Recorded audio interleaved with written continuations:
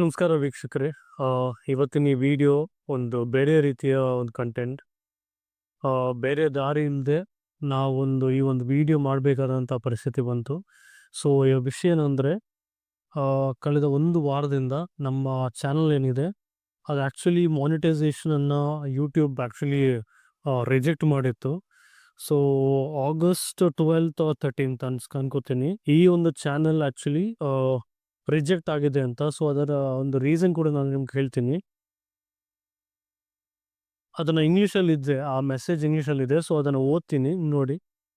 Content that may be emotionally manipulative, disturbing, nonsensical, shocking or otherwise similarly unsatisfying to viewers without delivering significant creative, education or other value.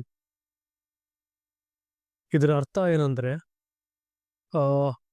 ಗಮನಾರ್ಹವಾದ ಸೃಜನಶೀಲತೆ, ಶೈಕ್ಷಣಿಕ ಅಥವಾ ಇತರ ಮೌಲ್ಯವನ್ನು ನೀಡದೆ ಭಾವನಾತ್ಮಕವಾಗಿ ವಿಚಲಿತ, ತೊಂದರೆಗೊಳಿಸುವ, ಅಸಂಬದ್ಧ, ಆಘಾತಕಾರಿ ಅಥವಾ ಅಂತಹುದೇ ರೀತಿಯ ವೀಕ್ಷಕರಿಗೆ ಅತೃಪ್ತವಾಗಿರಬಹುದಾದ ವಿಷಯ ಅಂತ ಹೇಳಿದ್ದಾರೆ.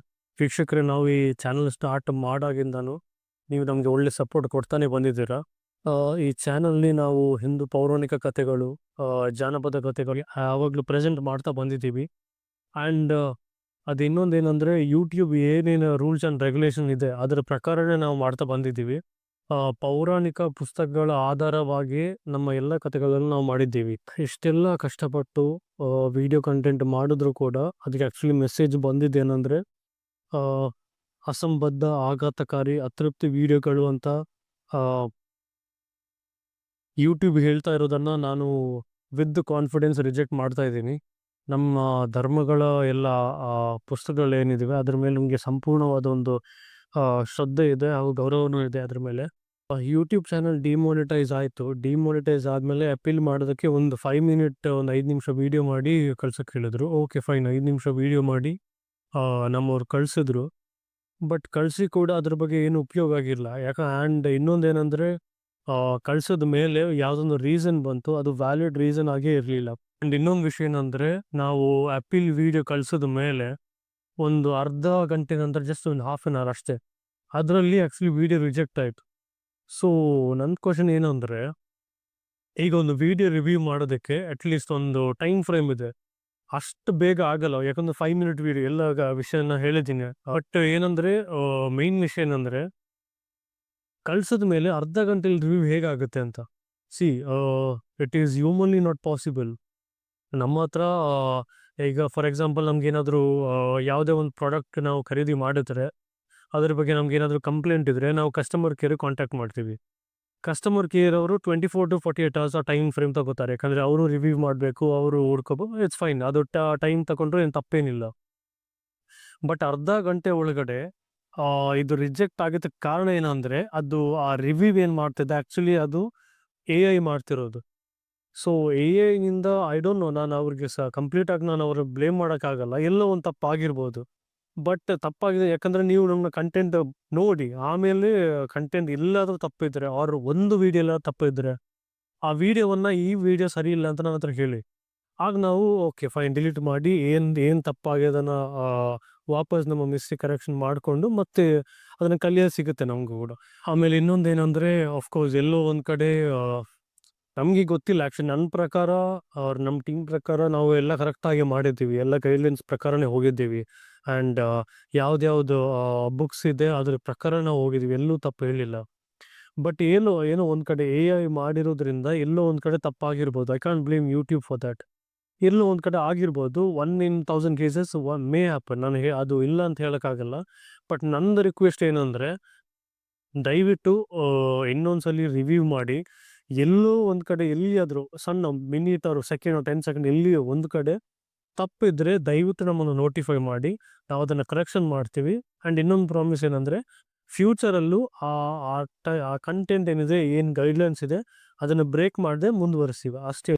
ಈಗ ಯೂಟ್ಯೂಬ್ ರೂಲ್ಸ್ ಆ್ಯಂಡ್ ರೆಗ್ಯುಲೇಷನ್ ಪ್ರಕಾರ ನಾವು ಹೋಗದೇ ಇದ್ದರೆ, ಏನಾದರೂ ಒಂದು ವಿಡಿಯೋ ಅಥವಾ ಏನೋ ಒಂದು ಕಂಟೆಂಟ್ ಗೈಡ್ಲೈನ್ಸ್ ಪ್ರಕಾರ ಇರದೇ ಇದ್ದರೆ, ನೀವೊಂದು ನೋಟಿಫಿಕೇಶನ್ ಕಳಿಸ್ಬೋದು, ಈ ಥರ ಇಲ್ಲ ಅಂತ. ಬಟ್ ಡಿಸ್ಮಿಸ್ ಮಾಡಿದರೆ, ಡಿಸ್ಮಿಸ್ ಅಂದರೆ ಏನಂದರೆ, ಈಗ ಡಿಸ್ಮಿಸ್ ಓಕೆ, ಅದು ಕೂಡ ಓಕೆ. ಡಿಸ್ಮಿಸ್ ಏನಂದ್ರೆ ಅಷ್ಟೊಂದು ವ್ಯೂವರ್ಸ್‌ಗೆ ತೊಂದರೆ ಕೊಡುವಂಥ ಒಂದು ಕಂಟೆಂಟ್ ಬಂದ್ರೆ ಅದು ಡಿಸ್ಮಿಸ್ ಮಾಡು, ಅದ್ರಲ್ಲಿ ತಪ್ಪೇನಿಲ್ಲ. ಬಟ್ ಈ ಕಂಟೆಂಟ್ ಆಕ್ಚುಲಿ ಎಲ್ಲೂ ಒಂದು ಕಡೆನೂ I don't think so it's ಪಬ್ಲಿಕನ್ನ ಎಲ್ಲೋ ಮರೆಮಾಚ್ತಾ ಇದೀವಿ ಅಥವಾ ಅವ್ರಿಗೇನೋ ಒಂದು I think it's not against guidelines I feel. So ಇನ್ನೊಂದೇನಂದ್ರೆ ಆಫ್ ಕೋರ್ಸ್ ಒಂದು ಪ್ಯಾಸಿವ್ ಇನ್ಕಮ್ ಇದರಿಂದ ಆಗಿರುತ್ತೆ. ವಿಷಯ ಪ್ಯಾಸಿವ್ ಇನ್ಕಮ್ ಇದಲ್ಲ. ವಿಷಯ ಏನಂದ್ರೆ ನಮಗೆ ಕಂಟೆಂಟ್ ಮಾಡ್ತಾ ಇರ್ತೀವಿ. ಈಗ ಒಂದು ವಿಡಿಯೋ ಮಾಡಬೇಕಾದ್ರೆ ಈ ಬುಕ್ಸನ್ನು ನಾವು ರೆಫರ್ ಮಾಡಬೇಕು, ಅಥವಾ ಕೆಲವೊಂದು ವಿಡಿಯೋಸ್ ನೋಡಬೇಕು, ಎಲ್ಲೋ ಒಂದು ಕಂಟೆಂಟ್ ತೆಗಿಬೇಕು. ಸೊ ಆ ಕಂಟೆಂಟ್ ತೆಗೆದು ಈಗ ಒಂದು ವಾರಕ್ಕೆ ಒಂದು ಕಂಟೆಂಟ್ ಹಾಕಿದ್ರೆ ಇಷ್ಟೊಂದು ರೀಚ್ ಆಗುತ್ತೆ, ನೆಕ್ಸ್ಟ್ ವಾರಕ್ಕೆ ಇನ್ನೊಂದು ಸ್ವಲ್ಪ ರೀಚ್ ಆಗುತ್ತೆ.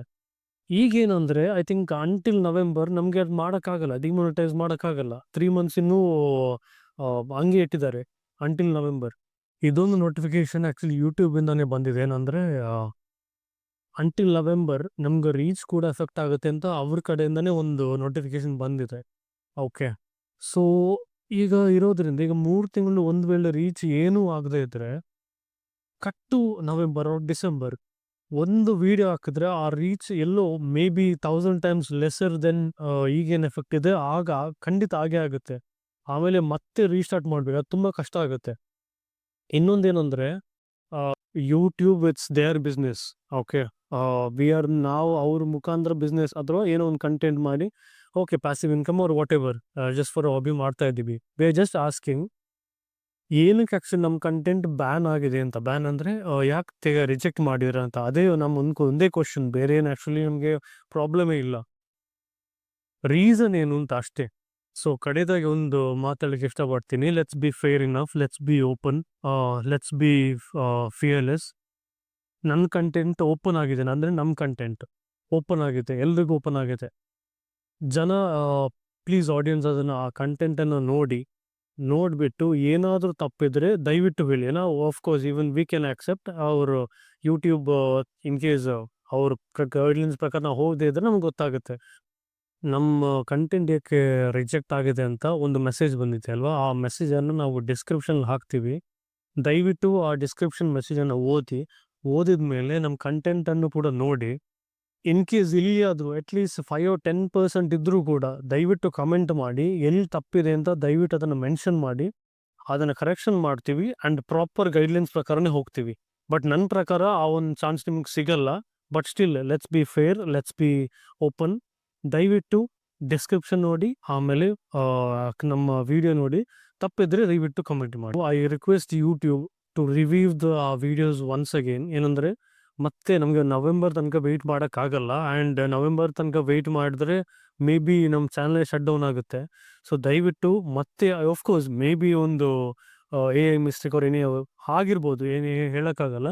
ಬಟ್ ದಯವಿಟ್ಟು ಮತ್ತೊಂದು ಸರಿ ರಿವ್ಯೂ ಮಾಡಿ, ಅಷ್ಟೇ ಹೇಳ್ತೀನಿ. Thank you so much.